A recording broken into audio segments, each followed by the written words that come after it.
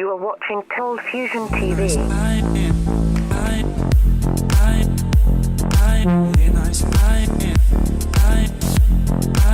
Hi, welcome to another Cold Fusion video. So I'm sure by this stage, most of you guys have heard of Google Duplex. I was actually in Bulgaria when the news broke about this, so I quickly had to make my way back to Australia to make this video. So if I'm out of breath, that's why. Okay, so in this video, we'll take a deeper look at Google Duplex. So what is Duplex? It's basically an extension of Google Assistant that can make phone calls to real humans just by you asking it to do so. It's a deep neural network that builds off WaveNet technology. WaveNet is a speech synthesis program that worked by joining very short units of sound together to create speech. It was a breakthrough in natural speech synthesis when it came out. We've already taken a look at it in a previous video, but here's a quick recap of what it can do. Aspects of the Sublime in English Poetry and Painting, 1770 to 1850. Aspects of the Sublime in English Poetry and Painting, 1770 to 1850. This is what happens when you don't type in anything for WaveNet to say. It's still generating raw audio to randomly imitate human sounds, and it still sounds like words. Alarm boo. He has the headchain with going to if was a part. Should I just tag pictures and tell? Så riktigt exciting. Duplex is another neural network built on top of WaveNet. The final result is an AI that can have realistic conversation, but with WaveNet vocal precision. And here's the grand unveiling of Duplex at Google's I/O event in May of 2018. But even in the US, 60% of small businesses don't have an online booking system set up. So what you're going to hear is the Google Assistant actually calling a real salon to schedule the appointment for you. Let's listen.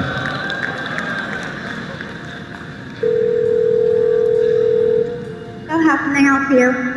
Hi, I'm calling to book a women's haircut for a client. I'm looking for something on May 3rd. Sure, give me 1 second. Sure, what time are you looking for around? At 12 p.m. Okay, we have a 10 o'clock. 10 a.m. is fine. Perfect, so I will see Lisa at 10 o'clock on May 3rd. Okay, great, thanks. Great, have a great day, bye.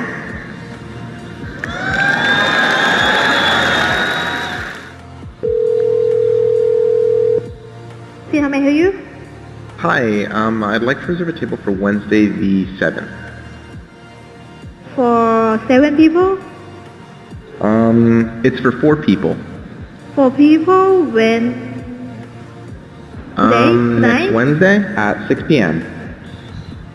Oh, actually we leave here for like after like 5 people. For 4 people you can come. How long is the wait usually to be seated? For when, tomorrow or weekday or? For next Wednesday, the 7th. Oh no, it's not too busy. You can come for 4 people, okay? Oh, I gotcha. Thanks. Bye bye.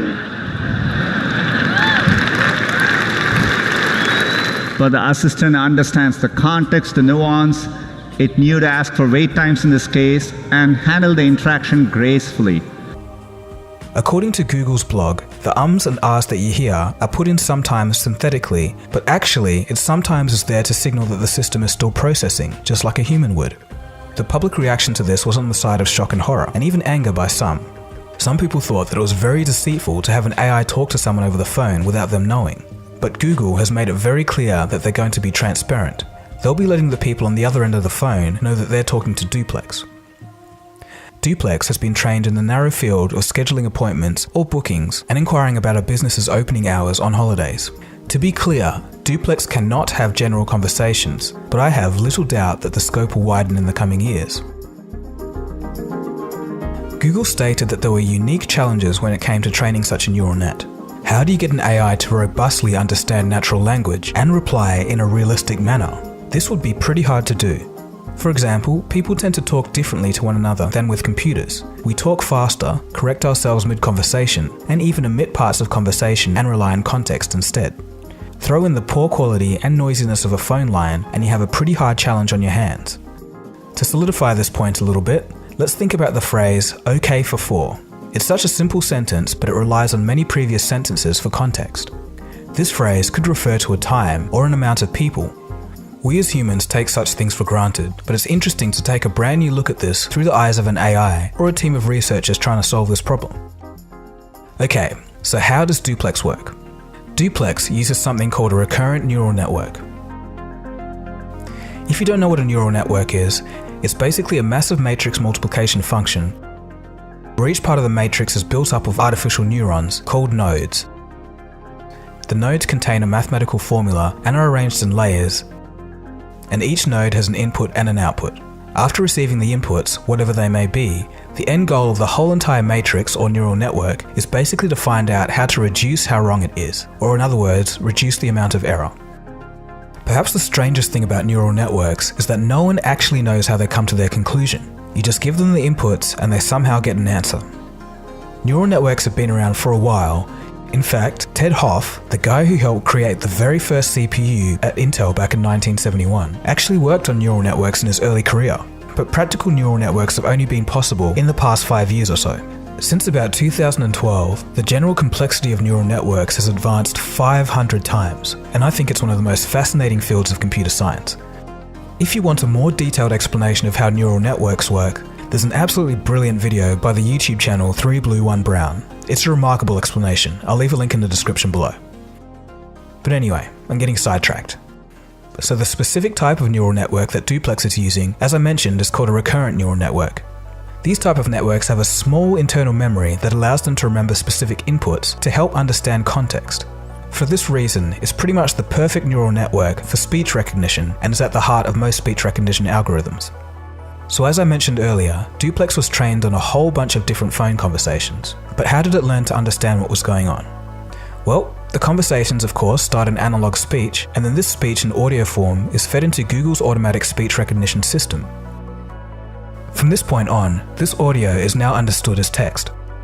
And this text, once converted into a format that the neural network can understand, is then fed into the system. Other metadata and other wider context information from the calls, such as the correct time for the appointment schedule in question, or the time of day, is also fed into the system.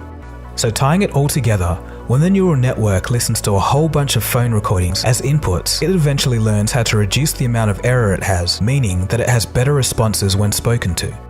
The final trained neural network that comes out of all of this is Google Duplex. How can I help you? Hello? Hello, what's up, man?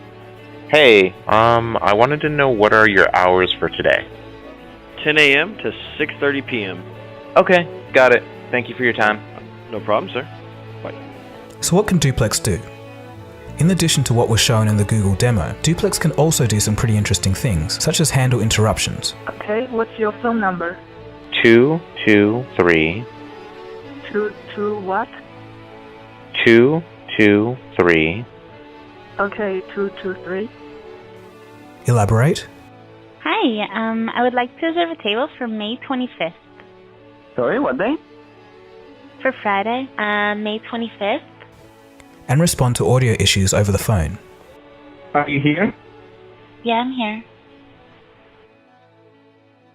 So there was a lot of talk about this AI passing the Turing test.